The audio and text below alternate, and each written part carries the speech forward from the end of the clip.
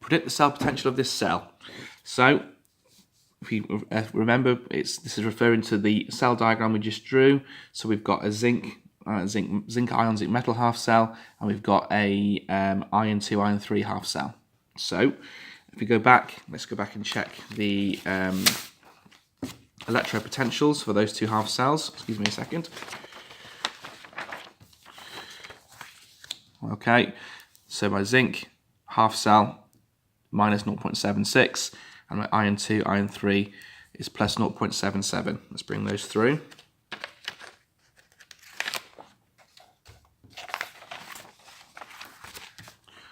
There we go, you can just see them poking out there.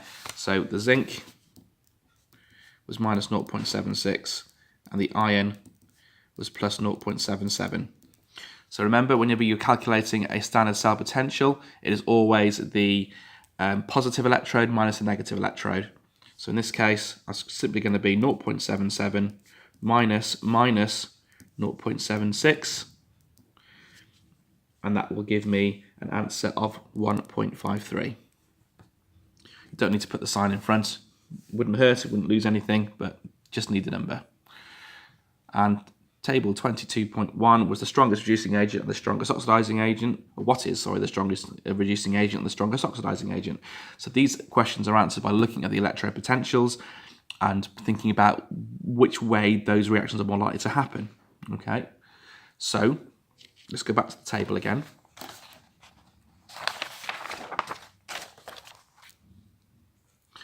All right, what we can see here is from our table, this equation is the most negative, so this is more likely that zinc is going to proceed in the reverse reaction and oxidize to zinc 2. That's the most likely reaction to happen because it's the most negative out of all four of the electropotentials.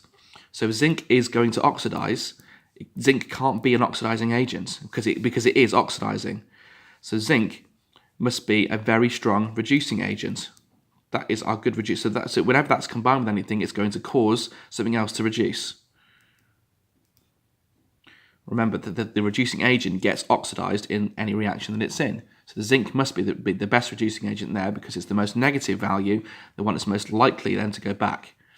So look down the list at the table, find the most positive electropotential, and that's the one that's most likely to proceed in the forward direction in combination with anything else there. So the last equation here, the manganate ion, if this reacts, is more likely then to reduce to manganese 2.